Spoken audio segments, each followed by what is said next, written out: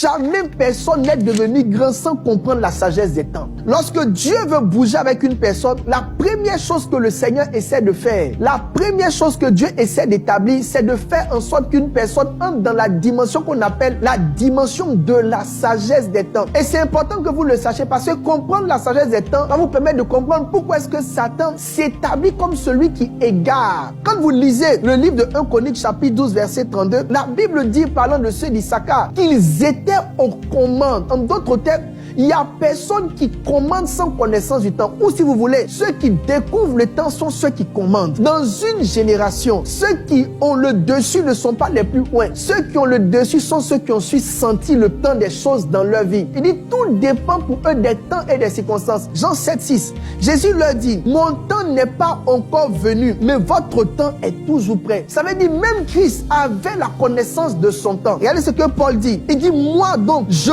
cours. Pourquoi l'apôtre Paul court? L'apôtre Paul court parce qu'il sait qu'il n'a pas tout le temps qu'il veut. Il n'y a jamais quelqu'un qui est devenu grand sans une certaine intelligence, une certaine compréhension, une certaine perception du temps. Mes amis, vous ne pouvez pas comprendre l'attaque liée au timing si vous ne comprenez pas la valeur du temps dans la vie d'un homme. Lorsque je parle du temps, je ne parle pas du temps en tant qu'horloge, mais je parle du temps en tant que temps favorable. Je parle du temps en tant qu'opportunité que Dieu donne à quelqu'un. Il y a une chose que Dieu te met à cœur. Il y a une chose que Dieu dispose sur ta vie. Écoute-moi très bien. Cette chose, aussi belle soit-elle, n'a sa valeur que par rapport à un certain temps. Il y a un message que Dieu t'a donné. Le message n'a sa valeur que par rapport à un certain temps. J'ai observé la vie des gens et je me suis rendu compte que les gens deviennent grands pas parce qu'ils sont spécifiques. Ils deviennent grands parce qu'ils sont entrés dans une saison où Dieu a fait en sorte que ce qu'ils ont était le besoin du moment. Donc tout ce que tu peux devenir, tout ce que tu peux être, tout ce que tu peux accomplir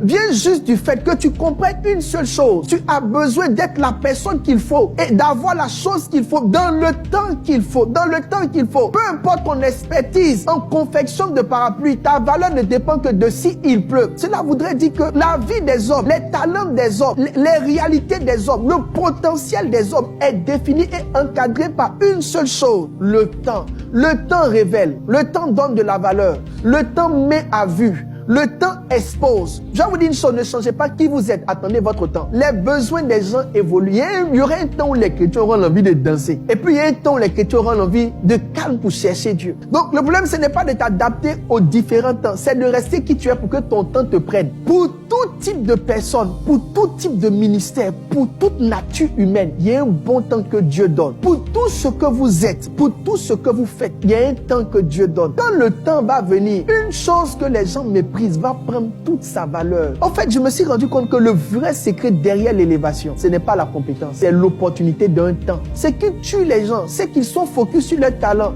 mais ils ne sont pas focus sur les temps. Peu importe le talent épouse le mouvement de Dieu. Israël n'a pas changé son niveau de piété. Israël n'a pas changé son niveau de consécration. Israël n'a pas vu Dieu changer.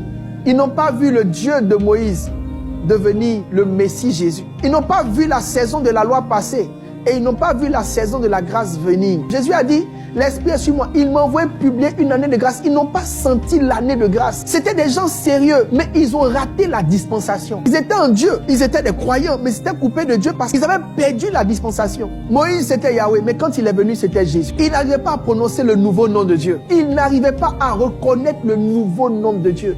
Qu'est-ce que Jésus a dit? Jésus a dit, ils n'ont pas connu le temps de leur visitation. Ils n'ont pas connu le temps. Ils n'ont pas connu le temps.